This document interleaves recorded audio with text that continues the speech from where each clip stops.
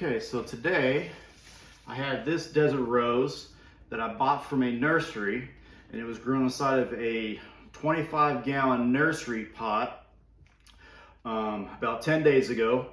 I purchased it and I took it out of that pot, and so for the last 9 to 10 days it has been air drying in case I damaged any of the roots, broke any of the root tips or anything like that. I put some normal ground cinnamon on the roots to protect the roots from getting any kind of infections, and air drying also helps to heal any of those damaged areas before it gets repotted. Today I'm going to repot it into a cement pot that I make. That there's a video on my channel where I show how I make those pots.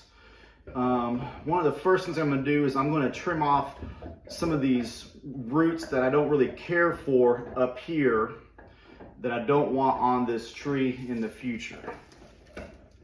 So I have a sharp razor blade that has been disinfected, and I'm just going to cut some of these roots off flush with the trunk of the tree,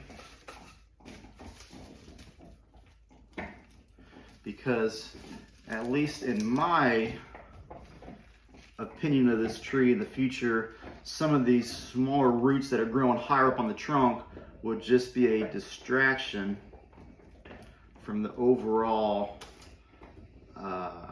appeal of the plant.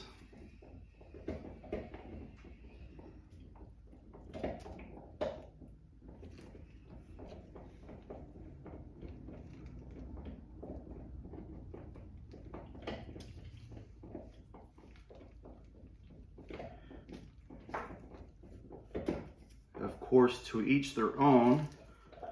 Us as gardeners, as bonsai enthusiasts, we are our own artists with our material, the material being the tree that we're working with. So really the beauty is in the eye of the beholder.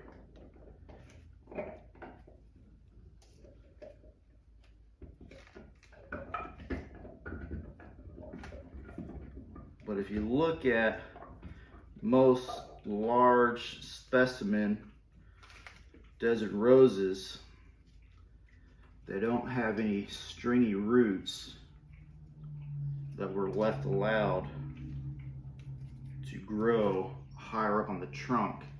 And in the future, these roots, these big roots, the cardex, will become the trunk of this tree.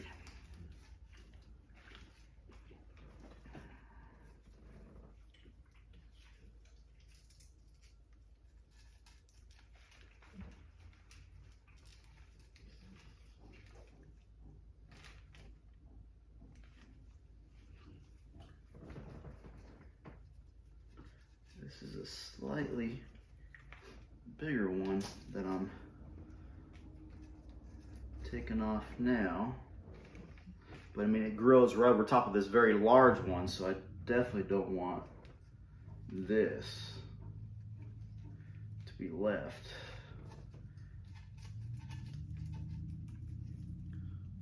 Take all that off. This is just some leftover soil.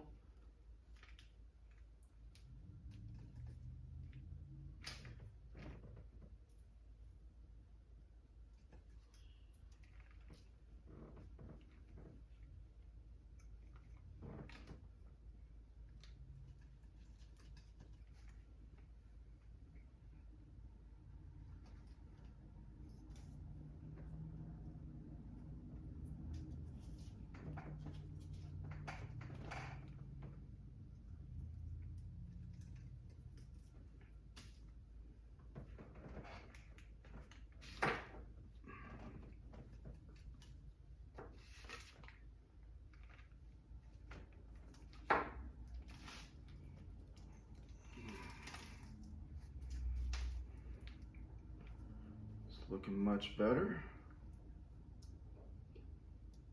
Still a few more little ones that I might take off in the future, but think for right now, I'm pretty happy with that.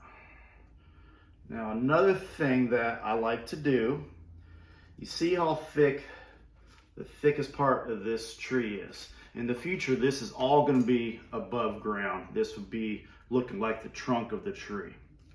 I'm not sure which way it's going to be the front, but anyway, to make this tree look more impressive, older, is to have a thicker trunk. We all know that trees in the wild that are very old are big trees. Size means age. So look at this piece, this root right here. If I pull this root out about 1/4 of an inch, it immediately makes the tree look 1/4 of an inch bigger. What I like to do is take a small piece of normal styrofoam that I have left over from a package, and I like to insert the styrofoam in between some of the big root pieces that I could slowly bend out without damaging the tree itself. And what this does is it gives the tree a larger appearance. And the good thing about styrofoam, the reason why I use styrofoam instead of using rocks, which some people have used rocks in the past, is over time when this desert rose grows, and sometimes desert roses, especially a desert rose this size, can have a growth spurt and grow a lot in a year or two. And if you use a rock, that root could grow around that rock to where you can't get the rock out in the future, and it could cause problems to the plant. You have styrofoam there. If this plant grows a lot, grows around that root, you can still break the styrofoam up to get it out of there, which you can't do with a rock. But you can see now there's a little bit of a gap here, making this tree look slightly bigger. And over time, if I want to, when I repot this tree next year, if I decide, I could put another piece of styrofoam inside there and spread out a little bit at a time, giving this tree more and more girth. Also, by having a little bit of space there, also does actually help prevent root rot, because the roots aren't such a tangled mess. They have a little bit of space. I'm gonna do the same thing on this other side over here. Put a small piece of styrofoam in there also.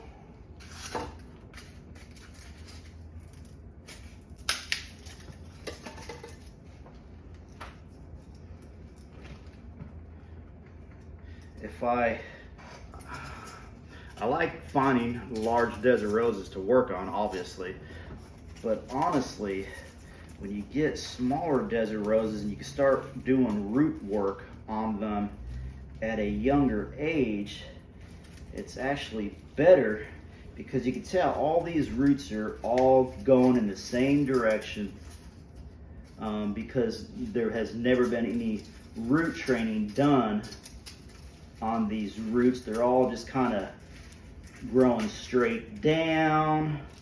They're all kind of squeezed together where they weren't spaced out. Where if I had this plant, say 2 years ago,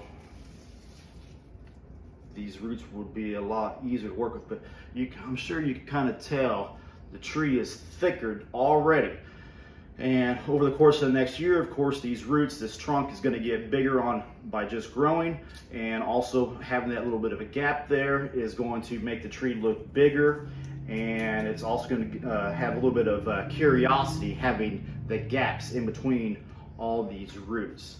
So one more thing I'm going to do before I plant this tree is, since I did make some cuts on the roots, I'm going to put some more ground cinnamon on anywhere that I have an open wound on the plant to help prevent any infections from happening.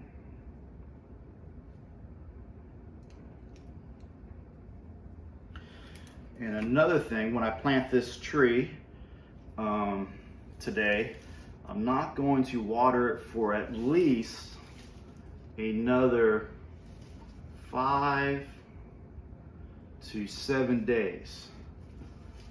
The soil I'm planting it in is dry, and I will not water the plant, and it's okay for the plant. And the reason why I'm not going to do that is because I don't want any root rot happening. I want this plant, all these wounds that I've created on it by trimming some of the roots, I want to have them callus over, dry up and callus over before I water them. That way root rot doesn't happen. Now my soil mix is 50% turfus, which is a baked clay, and then 50% mini pine bark nuggets. Roughly 50% of each. Now, as I said, I'm going to raise this tree between 1 inch and 2 inches from where it was grown. The old soil level was right about here. I think if I plant it right about here, that's raising it about 2 inches. So I think that's what I'm going to do.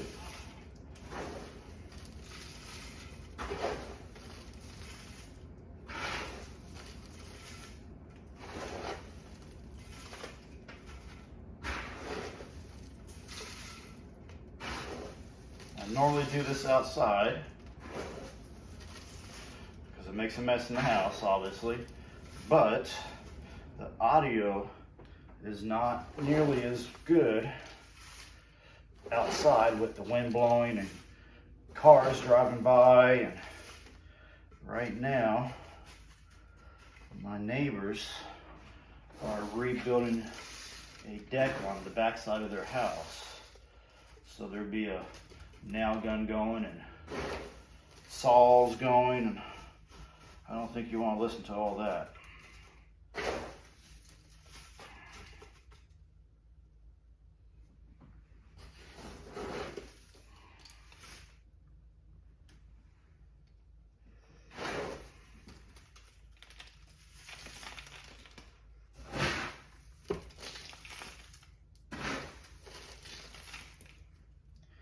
I'm making sure I pack the soil in all the cavities around the roots. We don't want air pockets in the soil around the roots.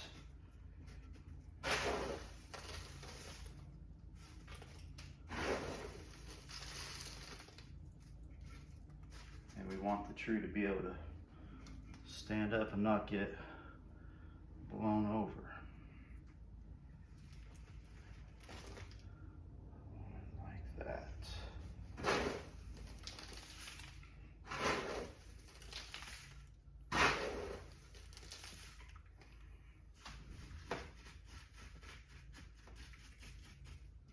And I will leave this tree to grow in this pot for 1 year, and next year I will basically do the same process all over again. I will uproot it, take a look at what I have with the roots. If I need a bigger pot, put it in a bigger pot. If I don't need a bigger pot, I'll replant it in the same pot. But I'll do a little bit of root pruning if needed. Either take the styrofoam out or adjust it or add styrofoam or whatever needs to be done.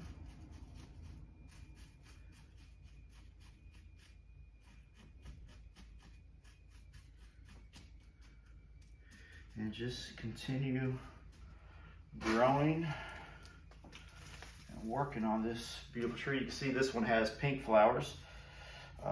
10 days ago when I bought it, before I dehydrated it basically, this plant was very, very beautiful.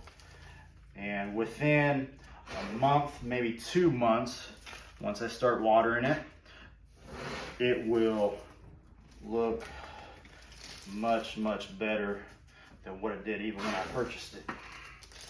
Being in some really good soil that's designed for a desert rose instead of normal black dirt that was grown in at the nursery that I purchased it at. Even nurseries, some nurseries don't even know really what kind of soil desert roses need to thrive. And that's why one of the desert roses I looked at that nursery, when I was working on it to see how the roots were, it was completely root rotted. Right below the surface, there was no roots at all. I moved the plant and I literally had the whole top of the plant and just mush in the pot. I told the owner of the nursery, nice lady, about it, and she knew exactly that some of that happens quite often at nurseries. That's why we have certain kinds of soil that we use for desert roses to try to prevent that, and not watering them for 10 days before you transplant, and not watering for another 5 to 7 days after you transplant, to make sure that all those cuts and injuries have a chance to heal.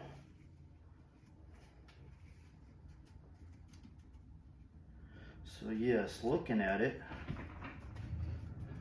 I have raised the soil, I have raised the plant by a good inch to an inch and a half maybe, because it was planted to right about here. Yeah, right about there is where it was at. So it's a good inch and a half. Looks great. You can, at least if I turn it around this way to you, you can already see a little bit of a gap that was created for that piece of styrofoam right there. So it would give it room to grow, and it immediately makes this tree look a little bit thicker. There's also a gap right here on this side where I put the other piece of styrofoam. So it makes the tree a little bit wider. It also, in time, those little gaps will be more curiosity, kind of like seeing a tree in the forest that has a hollowed out area. Kind of that look to it. So there it is. Like I said, I won't water it for 5 to 7 days. I'll keep it not in full sun. I'm actually going to leave this in my house for the next 5 to 7 days. So it's kind of in the shade. And then after 5 to 7 days, I will give it a drink of water, put it in partial sun. And then over the next couple weeks, I'll move it to its final location of full sun to grow for the rest of spring and summer. Thanks for watching.